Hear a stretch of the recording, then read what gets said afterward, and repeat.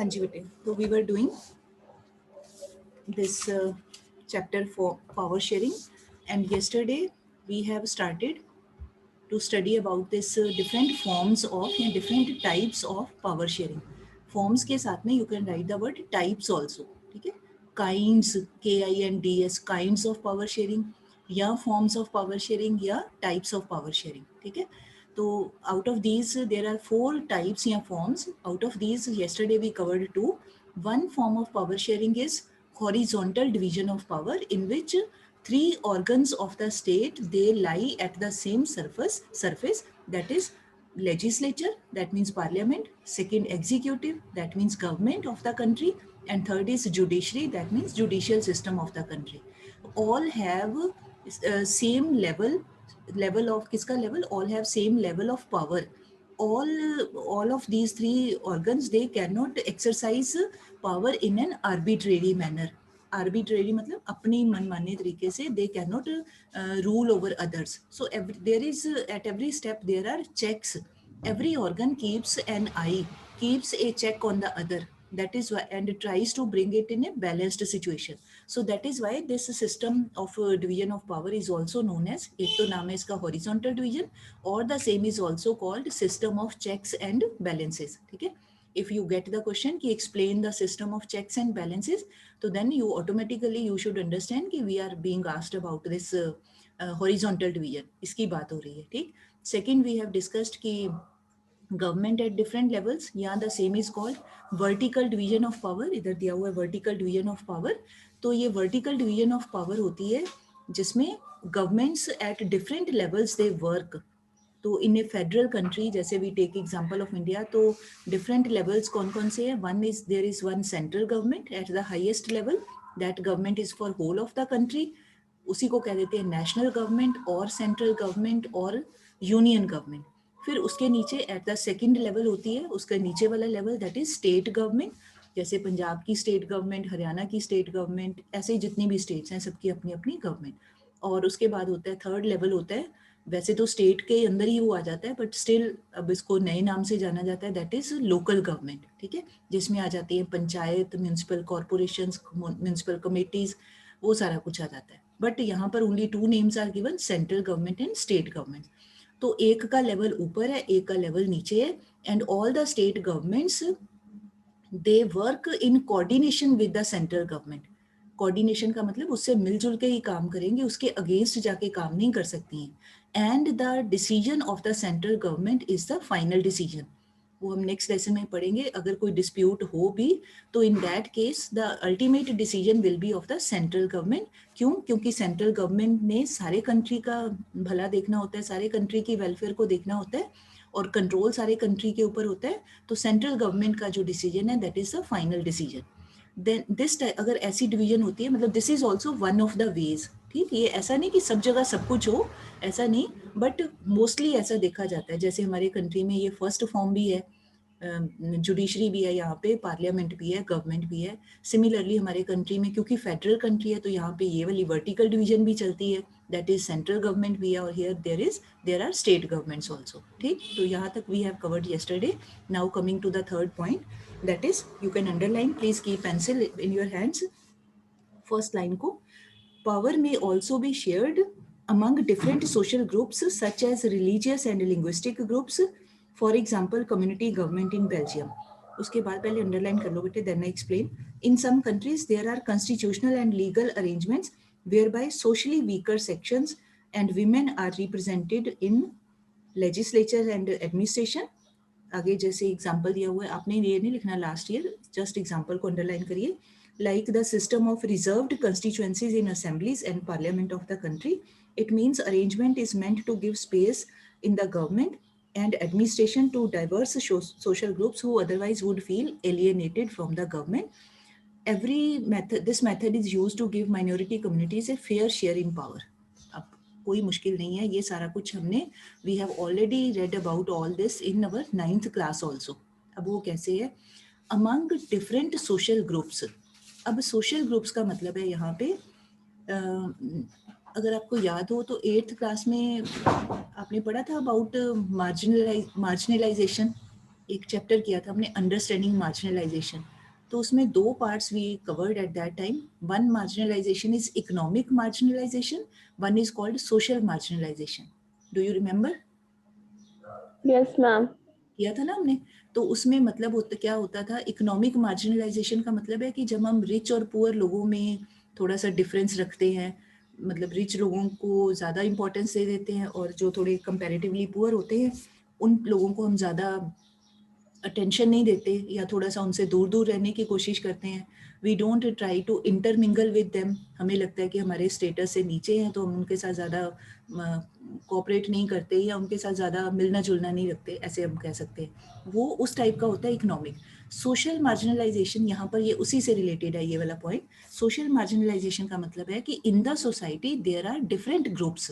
जैसे सोसाइटी में विमेन भी होते हैं, ओल्ड पीपल भी होते हैं, देन वी कैन से ये है तो हमारे कंट्री में ब्रिटिश लोगों का शुरू किया हुआ कास्ट सिस्टम के बेसिस के ऊपर, किसी को लोअर कास्ट बोल देते हैं, किसी को अपर कास्ट बोल देते हैं। यहाँ पे I want to make one fact clear, हमारी कंट्री में कोई कास्ट सिस्टम नहीं था। ये जब ब्रिटिशर्स जहाँ आए हमारे देश में तो first time when they started their census 1881 में, तो you will be surprised to know then they compelled the people to tell about their caste लिखने के लिए अपने सेंसस रिपोर्ट में। तो लोगों को पता ही नहीं था कि हमारी कौन सी कास्ट है, क्योंकि हमारे यहाँ कास्ट वाली डिवीजन कभी थी ही नहीं। तो ये उन्होंने ज़बरदस्ती बनाया कि ये ऐसे ऐसे आप अपनी कास्ट बताओ। मतलब उन्होंने ये डिवीजन क्रिएट की, क्यों की? ताकि यहाँ लोग आपस में ऊपर नीचे फील करें, आपस में इनके we can say rifts create हो, गैप्स क्रिएट हो, आपस में दूरी बने, डिस्टेंस बने लोगों का। इस तरीके से उन्होंने स्टार्ट किया।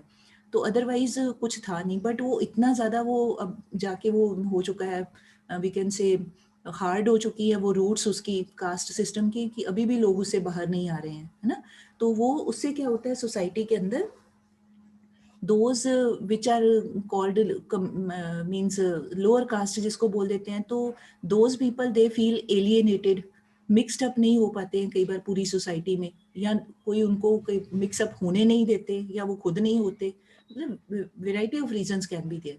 तो यहाँ पर है कि ऐसे सारे जो ग्रुप्स हैं, चाहे वो कोई कास्ट के बेसिस के ऊपर हो, चाहे वो जेंडर के बेसिस के ऊपर हो, मेन और वीमेन में जो डिफरेंस किया जाता है उसके बेसिस के ऊपर हो, चाहे वो लिंग्विस्टिक बेसिस के ऊपर हो, जो लैंग्वेज को बोलने वाले लोगों का नंबर कम है उनके साथ भी डिस्क्रिमिनेशन हो सकता है, या कोई रिलीजियस ग्रुप हो सकता है, कम गिनती में है, कम नंबर में है, उनके साथ भी कोई डिस्क्रिमिनेशन हो सकता है। ऐसा नहीं कि हमेशा ही होता हो, यहाँ पर मतलब है कि हो सकता है। So in order to eliminate these problems, in order to control these problems, कि ऐसे ना हो, कोई भी लोग चाहे वो नंबर में कम हो, ऑन एनी बेसिस, चाहे अपने कास्ट के बेसिस के ऊपर, चाहे अपने लैंग्वेज के बेसिस के ऊपर, और ऑन रिलीजियस बेसिस, और ऑन जेंडर बेसिस, कोई भी बेसिस हो, मतलब किसी के साथ there should not be any discrimination. तो एफर्ट्स आर मेड। ठीक है, किसके efforts? Efforts to give power to them also. तो अब यहाँ पर है, अब विमेन को पावर कैसे दी जाती है? तो विमेन को पावर, यहाँ पर पावर का मतलब, see we are studying the topic, हमारा ये पोल साइंस है, तो पॉलिटिकल पावर की बात हो रही है यहाँ पर, कोई इकोनॉमिक पावर की बात नहीं हो रही, पॉलिटिकल पावर की। तो पॉलिटिकल पावर उनको कैसे दिया जाता है? विमेन के लिए सीट्स रिजर्व्ड कर दी जाती हैं, कि जैसे अपना म्यूनसिपल कॉरपोरेशन की इलेक्शंस है या पंचायत की है तो उसमें इतनी विमेन होनी ही चाहिए, या स्टेट है तो स्टेट की गवर्नमेंट में विमेन होनी चाहिए, उनको भी रिप्रेजेंटेशन मिलना चाहिए। तो मतलब दे आर बीइंग एनकरेज्ड कि वो भी पॉलिटिकल स्फीयर में they also they should participate. तो क्योंकि पार्टिसिपेशन करेंगे तभी जाके वो they will represent the women of the country. हमारे कंट्री की पॉपुलेशन में ऑलमोस्ट 50% दे आर विमेन, हमारी 50% पॉपुलेशन इज ऑफ विमेन। तो अगर वो पॉलिटिकली एक्टिव नहीं होंगे, if they don't part in politics, तो इसका मतलब हम लोग विमेन ऑफ द कंट्री उनको रिप्रेजेंटेशन ही नहीं दे रहे, हम उनको मौका ही नहीं दे रहे, we are not providing them opportunity. तो यहाँ पर ये मीनिंग है कि जो विमेन है उनको भी लीगली ऐसी अरेंजमेंट्स की जाती हैं, कोई ना कोई लॉज बना के ऐसे अरेंजमेंट्स आर मेड कि वो विमेन को भी आगे आने की अपॉर्चुनिटी मिले, वो भी इलेक्शंस में पार्टिसिपेट कर सकें, उनको भी इक्वल राइट्स हैं, सबको इक्वल राइट्स हैं हमारे कंट्री में to right to vote. But वो वोटिंग राइट के साथ साथ equal rights to contest the elections भी हैं। इलेक्शन में चाहे कोई मेल है, फीमेल है, कैंडिडेट कोई भी खड़ा हो सकता है, but still practically what do we see, lesser number of women participate. Do you agree with this thing और नॉट? बता दीजिए मुझे जरा. Yes ma'am. इलेक्शंस में हम देखते हैं जितने मेल कैंडिडेट्स खड़े होते हैं इलेक्शन लड़ने के लिए, उतनी विमेन खड़ी नहीं होती हैं. इसका मतलब वो थोड़ा हेजिटेट करते हैं, वो इतना पार्टिसिपेट नहीं करते हैं पॉलिटिकल एक्टिविटीज़ में. तो यहाँ पर है कि विमेन को भी इनकरेज किया जाता है कि वो भी पार्टिसिपेट करें, वो भी एमपीज बने, मेंबर पार्लियामेंट बने, मेंबर ऑफ लेजिस्लेटिव एमएलएस बने, लोकल अगर कोई हमारा म्यूनसिपल कॉरपोरेशन है तो जो वार्ड होते हैं काउंसलर बने, मतलब हर एक जगह पंचायत है तो पंचायत के मेंबर्स बने, सरपंच बने, कोई भी बने. तो उसके लिए भी कानूनी तौर पे अरेंजमेंट्स किए जाते हैं. ठीक है. फिर वीकर सेक्शंस हैं. वीकर सेक्शंस का मतलब कि जो लोग थोड़ा सोसाइटी में पीछे हैं, जिनको ज़्यादा इतना सिग्निफिकेंस नहीं दिया जाता या उनको थोड़ा पीछे पीछे रखा जाता है, those people also they are given due representation. अब वो किया कैसे जाता है? तो वो किया जाता है by keeping some seats reserved for them. आपको 9th में याद होगा, you have read one chapter election procedure वाला चैप्टर किया था, तो उसमें किया था रिजर्व्ड सीट्स, रिजर्व्ड कंस्टिट्यूएंसीज. ठीक है. तो उसका मतलब क्या होता है कि जो लोग आ जाते हैं एससी या एसटी, तो उन लोगों को भी उनके लिए सीट्स रिजर्व की जाती हैं. मतलब उस कंस्टिट्यूएंसी से वो ही पार्टिसिपेट कर सकते हैं. Only they can contest election. जो सीट रिजर्व रखी हुई है वहाँ पे कोई दूसरा कैंडिडेट वहाँ खड़ा नहीं हो सकता है for participating in election. Contest करने के लिए नहीं खड़ा हो सकता. Only people from the reserved category, only they can contest. तो ये this is one of the ways कि उनको भी ड्यू रिप्रेजेंटेशन मिले. They should not feel एलिएनेटेड.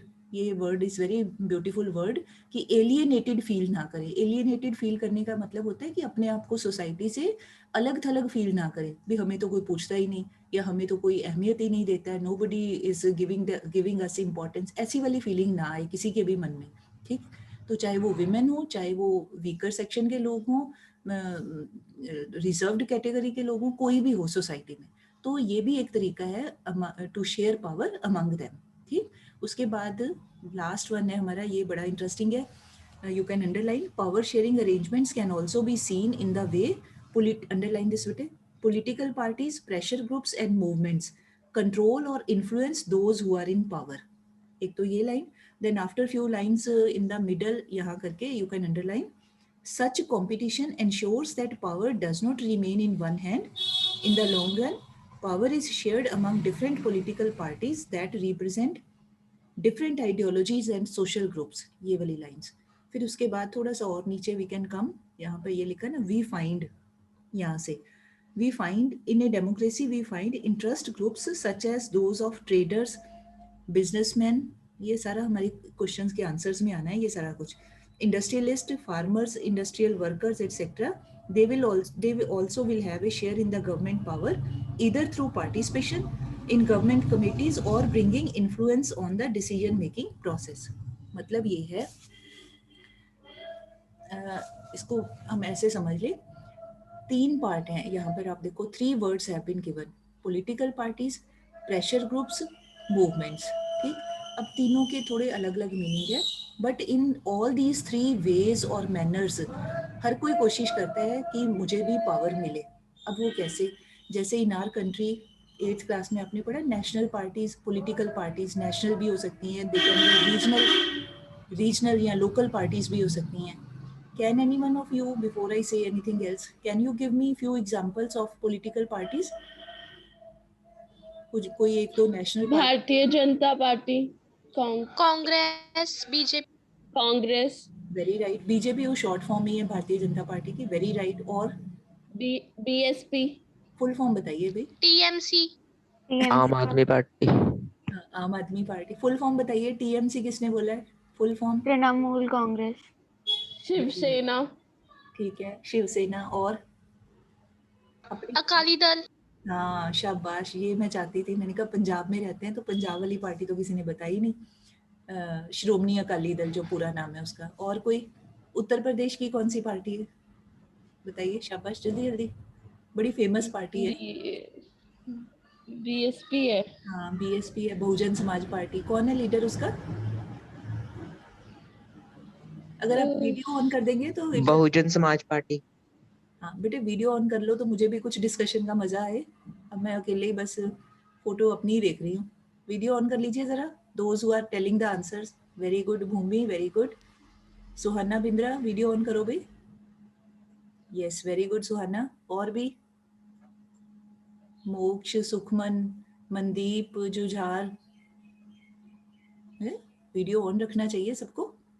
अच्छा, तो what I asked, Uttar Pradesh की एक तो हो गई बहुजन समाज पार्टी, एक और है बड़ी फेमस पार्टी है, बताइए।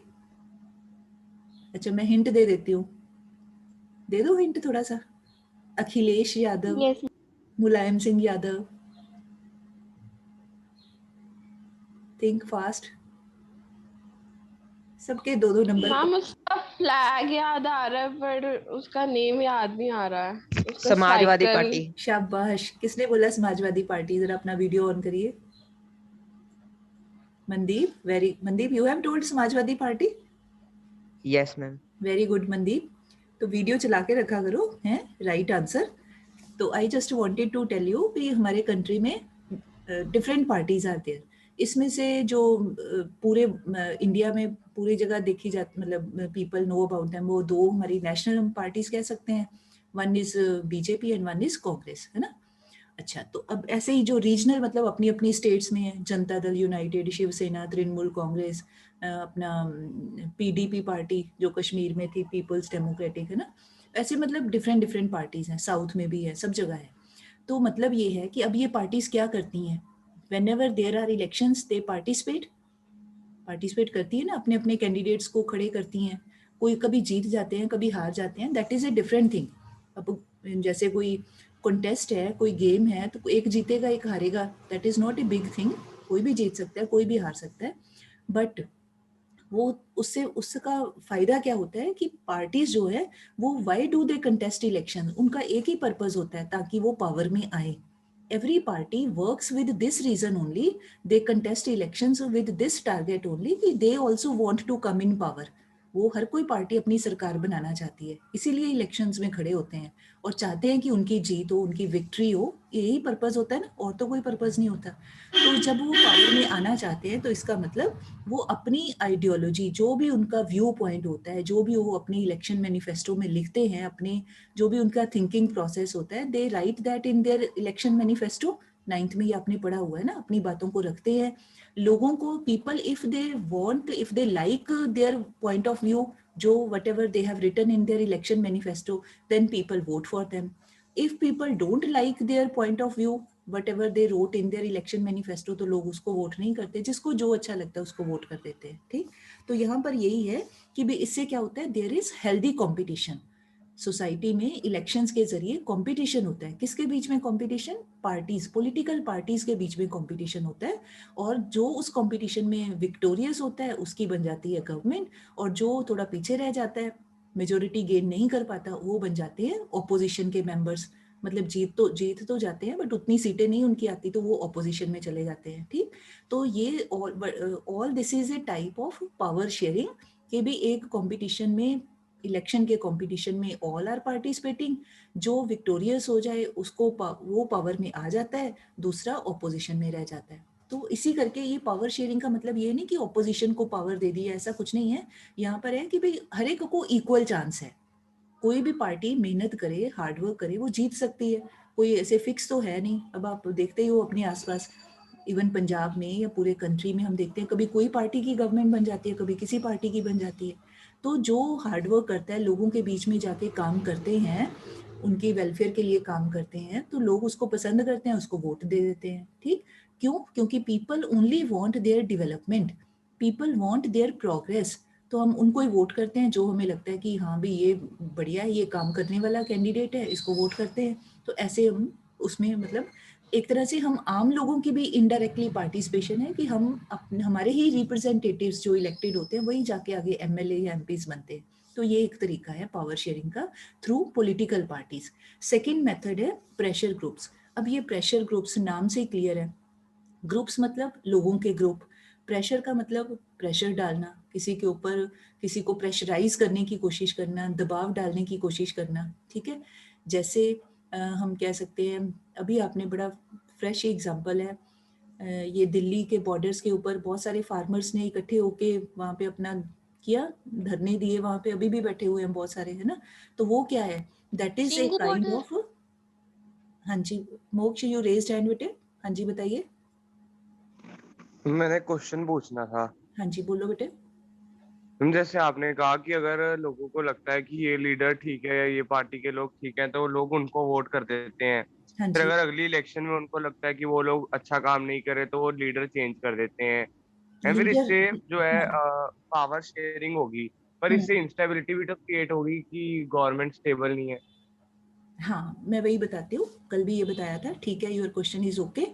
आप ये कह रहे हो कि अगर people feel satisfied with the working of the government, मान लो जो भी प्रेजेंट चल रही है, if people feel satisfied, they feel happy भी, हाँ हम जैसे हमारे ही थिंकिंग ऐसी है, हम उस पार्टी के आइडियोलॉजी को लाइक करते हैं और हमें लगता है कि वो गवर्नमेंट ठीक काम कर रही है, तो next time also we give them vote, वो फिर पावर में आ जाते हैं, मेजोरिटी अगर सीटें मिल जाती हैं उनको तो दे कम इन पावर अगेन। बट अगर हमें लगता है कि ये पार्टी ने, हम भी पिछली बार तो हमने इसको वी वोटेड, बट इन्होंने उतना काम नहीं किया, या जो डिजायर्ड था जितना हम चाहते थे उतना नहीं किया, या गलत किया, ऐसे भी सोच सकते हैं, गलत काम किए या ठीक नहीं किया, उतनी डेवलपमेंट नहीं की, तो हम फिर हमें ऑप्शन सोचना पड़ेगा कि अगर ये नहीं कर रहे हैं तो फिर इससे बेटर और कौन है। हमें मतलब बेस्ट अमंग द अवेलेबल ही चुन सकते हैं ना, 4-5 पार्टियां हैं तो उसमें से ही चुनना पड़ेगा भी, अगर ये नहीं करते तो फिर कौन कर सकता है। जो हमें महसूस होता है, वट एवर वी फील, हम फिर उसको वोट करते हैं। But point here is this कि जो हमें फील होता है उसको हम दे तो देते हैं, बट वो क्या ऐसी जो थिंकिंग है वो सारे हमारे पूरे कंट्री के लोग ऐसी फीलिंग रखते हैं, क्योंकि वो पार्टी को फिर मेजोरिटी भी मिलनी चाहिए। हम क्योंकि हमारा country is a democratic country, majority सीटें मिलनी चाहिए। मेजोरिटी से अगर कम रह गए तो सरकार नहीं बन पाएगी, फिर in that case they have to take help of other smaller parties, फिर बनेगी कोलिशन गवर्नमेंट। फिर आप जो पॉइंट कह रहे हो that is perfectly all right, फिर कोलिशन गवर्नमेंट में हर कोई जो मेंबर होता है वो अपना अपना ब्लैकमेलिंग करता है कि मेरी बात सुनी जाए, मुझे फायदा पहुंचाया जाए, तो उससे पॉलिटिकल इंस्टेबिलिटी सर्टेनली होती है कंट्री में। तो इस करके फिर लोगों को ही ये, हम सारे जो लोग हैं जो वोटिंग, जिनकी 18 ईयर से ऊपर एज है, तो we have to think very carefully कि हमें कंट्री के अंदर we need stable government, stable भी हो, उसको मेजोरिटी सीटें भी मिले, ऐसी भी सोचना चाहिए ध्यान से, क्योंकि इनस्टेबल गवर्नमेंट जो होती है वो काम नहीं कर पाती है, वो अपने जुगाड़ में लगी रहती है कि टिके रहे, डेवलपमेंट की और उनकी कम अटेंशन होती है। तो we have to take care कि जो भी, जिसको भी हम वोट डाल रहे हैं, जो भी हमें ठीक लगे, वो स्टेबिलिटी के साथ उसको पावर में वो आए, और आके वो स्ट्रांगली स्ट्रिक्टली जो कड़े डिसीजंस हैं जिससे कंट्री का भला होता हो, ऐसे डिसीजंस लेने की वो, उसमें हिम्मत भी होनी चाहिए, हौसला भी होना चाहिए कि हाँ। वो हौसला कब आता है कि जब पता है कि लोग हमारे पीछे हैं, लोगों ने हमें वोट्स दी हैं, हमें इतनी सीटें दी हैं, तो इसका मतलब लोग हमारे साथ हैं, they are liking our decisions, तो फिर वो पार्टियां जीतती हैं। अब जैसे प्रेजेंट गवर्नमेंट से पहले 2014 से पहले, मैंने पहले भी बताया आई थिंक, हमारे कंट्री में तकरीबन 30 ईयर्स तक इनस्टेबिलिटी रही पॉलिटिकली, मतलब कोई भी एक पार्टी की सरकार नहीं थी, तो मिली जुली गवर्नमेंट थी, मिली जुली पार्टियां मिलके कोलिशन गवर्नमेंट थी, तो वो कभी भी ढंग से डेवलपमेंट नहीं कर पाई, जो स्ट्रिक्ट डिसीजन थे वो नहीं ले पाई, है ना। तो उसका कारण ही ये था, उसका रीजन ही ये था कि वो जब तक अपने आप में स्ट्रांग नहीं होंगी तो वो कुछ कर नहीं सकते हैं, ब्लैकमेलिंग ज्यादा होती है, ठीक। तो ये आपका क्वेश्चन बिल्कुल ठीक है, तो पीपल हैव टू थिंक, अब ये तो लोगों ने सोचना है ना, इसमें कोई किसी को, डेमोक्रेसी है तो किसी को कोई कंपेल तो नहीं कर सकता कि किसको वोट डालनी है या किसको नहीं डालनी है। Now here people have to make use of their mind, सोचना चाहिए हमें, वोटिंग का मतलब ये नहीं कि कुछ भी डाल दो, किसी को भी डाल दो, सोचना चाहिए कि क्या इस पार्टी के गवर्नमेंट बनाने के चांसेस हैं, क्या ये ठीक काम कर रही है तो इसको आगे हमें जिताना चाहिए कि नहीं जिताना चाहिए, मतलब all these things should be taken care of, ठीक है, नहीं तो इंस्टेबिलिटी होगी तो फिर नुकसान है कंट्री का, right. I hope now it's clear बेटे। मैम हाँ जी। मैम फिर जब आपने कहा कि जो 2014 में गवर्नमेंट बनी थी वो फुल्ली गवर्नमेंट थी बीजेपी की, मैम फिर हाँ जो जी। 19 में इलेक्शन हुए थे उसमें कोलिशन हुई थी कि वो भी अभी भी फुली गवर्नमेंट ही है बीजेपी की? 90s में जो हुए थे पहले जो बेटे, 2019 में इलेक्शन हुए थे उसमें भी बीजेपी की है, अभी भी बीजेपी की है, अभी मैम ये वो सेकेंड फुली टाइम आई है गवर्नमेंट। गवर्नमेंट। एक मिनट मैं बताती हूँ, जब 2014 में इलेक्शन हुए तो बीजेपी गॉट 282 के आसपास सीट्स मिली थी, तो मेजोरिटी वो चाहिए हमें 272 सीट्स की, ठीक है, तो उससे ज़्यादा ही थी, तो गवर्नमेंट बन गई। उसके बाद दे वर्कड फॉर 5 years, 2014 से 19 तक काम किया, बढ़िया काम किया। 2019 में फिर जब दोबारा से जनरल इलेक्शंस हुए, जनरल इलेक्शन मतलब लोकसभा के इलेक्शन जो पूरे कंट्री में होते हैं, तो when again elections took place, तो उसमें फिर अब जो 2019 में बनी, तो same party got 303 seats individually, सिर्फ इस अकेली पार्टी को 303 सीट्स, मतलब देखो अब पहले से भी ज़्यादा सीटें मिली, प्लस जो इनके अलायंस पार्टनर्स थे, मतलब जिनके साथ मिलके, आपको ध्यान होगा एनडीए सुना होगा आपने, नेशनल डेमोक्रेटिक अलायंस, मतलब एक होता है प्री पोल अलायंस, एक होता है पोस्ट पोल अलायंस, ठीक है। प्री पोल अलायंस होता है कि जब इलेक्शन से पहले कोई पार्टियां कहें कि नहीं हम अलग अलग नहीं लड़ते, हम मिलजुल के इलेक्शन लड़ते हैं, इकट्ठे मिलके लड़ते हैं, जैसे बीजेपी के साथ में ये शिवसेना भी थी पहले, या दूसरे थे जो बिहार में नीतीश कुमार की है जनता दल यूनाइटेड, वो भी थे साथ में, इवन श्रोमणी अकाली दल वाले भी साथ में थे, ऐसे और भी छोटी छोटी कई सारी पार्टियां थी साथ में, ठीक है, तो सबने मिलके इलेक्शन लड़ा। अब उसमें वो जो अलायंस बना, वो उसका मतलब कोलिशन नहीं है, वो एक कॉपरेशन है आपस में। अब उसमें बीजेपी को ही 303 सीट्स मिल गई, तो मतलब इनको किसी के सहारे की जरूरत नहीं थी in order to form the government, but still they kept that cooperation. जो इनके साथी थे छोटी पार्टीज के, उनको भी कोई ना कोई मंत्री बनाया, कोई ना कोई उनको भी डिपार्टमेंट दिया, ताकि भी ठीक है इकट्ठे मिलके लड़े हैं तो that alliance should be respected, मिलके लड़े हैं तो उसको भी रिस्पेक्ट दिया जाना चाहिए। अब उसके बाद 2019 में फिर जब दोबारा से हुए, फिर ज़्यादा सीट्स मिल गई। अब 2024 में 5 साल के बाद फिर होंगी इलेक्शंस, ठीक है।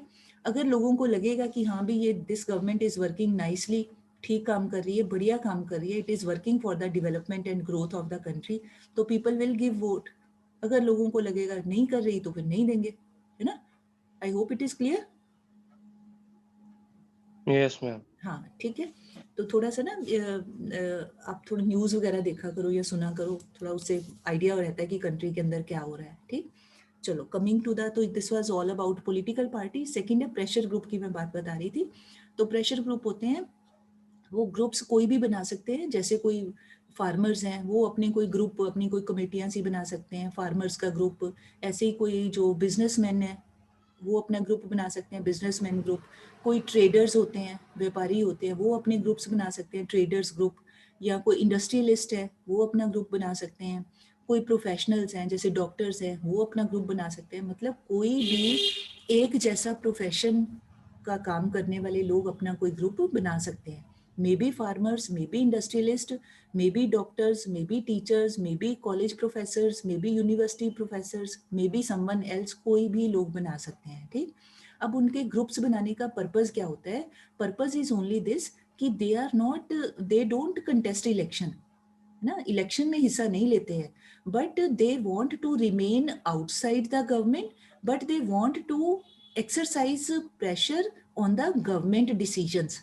बाहर रह के, मतलब सरकार में नहीं आते हैं, इलेक्शन में पार्टिसिपेट नहीं करते हैं, बट बाहर रह के, बाहर रहने का मतलब सरकार में नहीं होते, सरकार से बाहर रह के वो अपनी बात मनवाने की कोशिश करते हैं, ठीक है। अब वो कैसे, जैसे अभी फार्मर्स ने प्रोटेस्ट किया, तो वो उसका मतलब क्या था कि वो फार्मर्स सरकार का हिस्सा तो नहीं है, बट वो आउटसाइड द गवर्नमेंट वो अपनी बात को मनवाना चाहते थे, अपनी गलत बात को मनवाना चाहते थे, है ना। तो भी जो गवर्नमेंट ने अपने एग्रीकल्चरल बिल्स लाए हैं, न्यू एग्रीकल्चरल बिल, उनको वापस ले लो, तो वो वापस तो नहीं होंगे। क्यों नहीं होंगे? एक तो वो पार्लियामेंट में पास हुए हैं, वो बिल वापस नहीं हो सकते। दूसरा, उन बिल्स में नथिंग इज रॉन्ग, पूरे कंट्री में और कहीं से जगह से फार्मर्स का कोई आवाज़ नहीं आई, किसी ने इसका विरोध नहीं किया। सिर्फ पंजाब के फार्मर्स ही अगर लगे रहें कि हम इसके अगेंस्ट हैं, तो उन्होंने पूछा कि आप बताओ क्या रीज़न है, आपको क्या गलत लगता है, वो बताया नहीं, है ना। तो इसका मतलब वो क्या करना चाहते हैं कि अपनी बात चाहे सही हो चाहे गलत हो, मनवाने की कोशिश करते हैं बाय एक्सरसाइजिंग प्रेशर। तो उसके लिए कोई धरना निकाल लेते हैं, कोई रैलियाँ निकाल लेते हैं, कोई प्रोटेस्ट मार्च निकाल लेते हैं, कुछ भी कर लेते हैं, है ना। तो that is called pressure group. तो जब कोई इस तरह के प्रेशर ग्रुप्स हैं, इसका मतलब विदाउट हैविंग एनी रिस्पॉन्सिबिलिटी, क्योंकि जब कोई सरकार में होता है ना बेटा, उसकी रिस्पॉन्सिबिलिटी ज़्यादा होती है। अगर कोई मिनिस्टर है, प्राइम मिनिस्टर है, उनकी जिम्मेदारी ज़्यादा है।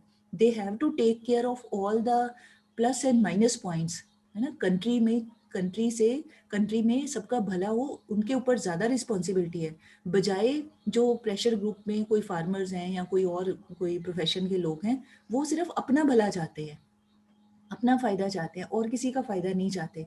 तो ये जो प्रेशर ग्रुप्स हैं, they want to enjoy the benefits, and for enjoying those benefits they want to pressurise the government कि उनकी बात को माना जाए। अब ये सोचना पड़ेगा कि उनकी बात सही है कि गलत है। If it is correct, then certainly जो गवर्नमेंट्स होती हैं उनकी बातों को मानते हैं। अगर कोई सही बात होती है तो that is accepted also, but अगर कोई गलत बात होती है तो that is also not accepted. जैसे अभी हुआ, कोई कुछ एक्सेप्टेंस नहीं हुई इनकी बातों की क्योंकि वो गलत बातें थी, ठीक है। बट अगर कुछ ठीक बात हो तो दैट इज एक्सेप्टेड ऑल्सो। तो यहाँ पर यही है कि जो प्रेशर ग्रुप्स हैं वो अपने लोग जो होते हैं वो ग्रुप बना के they try to control the decisions of the government. करना कराना कुछ नहीं होता है ना, जिम्मेदारी नहीं कोई उठानी, बट बिना जिम्मेदारी उठाए, बिना रिस्पॉन्सिबिलिटी उठाए वो प्रेशर क्रिएट करने की कोशिश करते हैं। अभी आपने न्यूज़ में सुना होगा, या अगर आपका ध्यान है, इंटरेस्ट है, तो ये बता रहे थे कि पंजाब के फार्मर्स ने जितने ये प्रोटेस्ट किए हैं, पहले पंजाब में किए थे, तो उससे कितने लाखों करोड़ रुपए का पंजाब सरकार को नुकसान हुआ है, हमारी पंजाब स्टेट को। रेल रोक के बैठ जाते हैं, ट्रांसपोर्ट को, बसेस को रोक के बैठ जाते हैं, चलने नहीं देते, है ना, रेल के आंदोलन, वो पटरियों पे बैठ जाते हैं, काम नहीं होने देते। तो ये सब, या वो टावर उखाड़ दिए, ये सब कुछ कर दिया। तो सोचा जाए तो ये all these things are wrong things. इससे हमारी स्टेट का कोई भला नहीं हो रहा है, कोई फायदा नहीं हो रहा है, बल्कि नुकसान हो रहा है। तो ये बात को नहीं सोचते, है ना। तो चलो यहाँ हमने फार्मर प्रोटेस्ट वाला एक फ्रेश एग्जांपल था तो it came to my mind, but otherwise कोई भी हो सकता है। तो इस तरह से ये लोग करते हैं, ठीक। बट अगर पॉइंट उनका वैलिड हो, ठीक हो, तो देन दैट इज एक्सेप्टेड। अगर गलत हो तो that is never accepted by any government, कोई भी सरकार हो, फिर वो नहीं मानती है, ठीक। उसके बाद तीसरा आ जाता है मूवमेंट्स। मूवमेंट्स होती हैं जैसे किसी पर्टिकुलर इशू को लेके कोई आंदोलन करता है, कोई एजिटेशन करता है। जैसे हम कह लें, we can say in order to, जैसे just for example, in order to protect the forest, environment की प्रोटेक्शन के लिए कोई अपनी मूवमेंट निकाले, सेव एनवायरनमेंट। कई बार आप पढ़ते हो स्लोगन हम लिखते हैं, सेव एनवायरनमेंट। तो सेव एनवायरनमेंट क्या है? एक तरह से मूवमेंट है, भाई हाँ भी हमें ऐसा कुछ नहीं करना चाहिए जिससे एनवायरनमेंट का नुकसान हो, या हमें ट्रीज नहीं काटने चाहिए, या हमें कुछ और इस तरह का कुछ नहीं करना चाहिए जिससे एनवायरनमेंट की डिग्रेडेशन हो, है ना। या कोई और पर्टिकुलर इशू हो सकता है, जैसे हम कहें कि मूवमेंट का क्या एग्जांपल ले सकते हैं। जैसे मान लीजिए, फॉर एग्जांपल कह रही हूँ, डॉक्टर्स हैं तो वो मूवमेंट करें कि भाई जो हमारी 24 आवर्स की ड्यूटी है उसको थोड़ा सा कम कर दिया जाए, क्योंकि डॉक्टर का काम तो 24 घंटे का होता है। कि जो गवर्नमेंट हॉस्पिटल्स में है, अगर वो मूवमेंट करें कि हमारी ड्यूटी को थोड़ा सा रिड्यूस कर दिया जाए, हमें थोड़ा सा रिलैक्सेशन दिया जाए, या कोई और मूवमेंट, अभी in my mind it is not coming, जैसे नर्मदा बचाओ, एक रिवर्स को बचाने के लिए, मतलब डैम ना बनाया जाए, उसके लिए एक मूवमेंट हुई थी हमारे कंट्री में। या कोई फेमिनिस्ट मूवमेंट है, लेडीज से रिलेटेड कोई मूवमेंट है। तो कोई भी किसी भी इशू को लेके कोई मूवमेंट हो सकती है। मूवमेंट का मतलब लोग प्रोटेस्ट करते हैं, अपनी कोई रैलीज निकालते हैं, या अपनी डिमांड सामने रखते हैं, ऐसे कह सकते हैं, अपनी डिमांड को सामने रखते हैं कि भाई इसको टैकल किया जाए। तो अगर वो मूवमेंट का पर्पस इज राइट तो लोग उसके साथ जुड़ते हैं। अगर उस मूवमेंट का पर्पस सिर्फ अपना पर्सनल सेल्फिश इंटरेस्ट है तो फिर लोग उसके साथ नहीं जुड़ते, ठीक। जैसे हम कहें, अगर आपको याद हो, 2013 था शायद, हाँ 2013, एक आपने नाम सुना होगा, Anna Hazare. Have you heard the name? Yes ma'am. हाँ यस Yes, हाँ, अन्ना हजारे बड़े बुजुर्ग से Yes. लीडर है, तो महाराष्ट्र में रहते हैं वो। तो अन्ना हजारे ने दिल्ली में एक मूवमेंट की थी करप्शन के अगेंस्ट। तो बहुत सारे लोग उनके साथ, लाखों लोग जुड़ गए उसमें, वहाँ ग्राउंड में वो अनशन किया था उन्होंने कि भी करप्शन को रोकने के लिए ऐसे ऐसे होना चाहिए, है ना। तो ऐसे मूवमेंट्स कोई भी हो सकती हैं, अगर तो वो सही होती हैं तो people participate, people cooperate with them. अगर वो मूवमेंट हो कि अपने कोई बस मेरा ही फायदा हो, पर्सनली मेरा ही फायदा हो, फिर नहीं कोई जुड़ता किसी के साथ में। बट अगर पूरी सोसाइटी के भले के लिए वो बात हो तो सभी लोग साथ देते हैं, all people they support that type of movement. तो कहने का मतलब, और उस मूवमेंट का भी पर्पस यही होता है सरकार के ऊपर, गवर्नमेंट के ऊपर इन्फ्लुएंस करना, कि भी हमारी ये बात को माना जाए इतने सारे लोग हमारे साथ हैं, इसको फेवर कर रहे हैं, फिर देखना पड़ेगा। सी एक और चीज़ हमें ध्यान में रखनी चाहिए, इकट्ठे होने का मतलब ये नहीं कि जो हमारा इशू है वो ठीक ही हो। इकट्ठे होने को तो इतनी लोग हैं, इतनी जनता किसी भी बात पे इकट्ठे हो जाते हैं। जो इशू है वो भी सही होना चाहिए, है ना, सही इशू होना चाहिए, करेक्ट, देश के भले में होना चाहिए, कंट्री की सिक्योरिटी के अगेंस्ट, कंट्री की सेफ्टी के अगेंस्ट, कंट्री की पीसफुलनेस के अगेंस्ट कोई चीज़ नहीं होनी चाहिए। ये नहीं कि हम खड़े होकर कहें कि हम चाइना का साथ देंगे, तो फिर ऐसी मूवमेंट को चाहे लोग उसके साथ खड़े भी हो जाए तो वो बात थोड़ी मानी जाएगी। हमारे एनिमी कंट्री का जिसमें फ़ायदा होता हो, ऐसी मूवमेंट को कोई क्यों सपोर्ट करेगा। बट फिर भी जिनके सेल्फिश इंटरेस्ट होते हैं, चाइना से पैसे लेते हैं, वहाँ से ब्राइब लेते हैं, तो वो खड़े हो जाते हैं, है ना। बहुत सारे आपने देखा होगा जर्नलिस्ट ऐसे हैं, बहुत सारे जिसको पत्रकार बोलते हैं ना, जर्नलिस्ट, वो ऐसे बहुत सारे हैं, फेक न्यूज़ फैलाते हैं।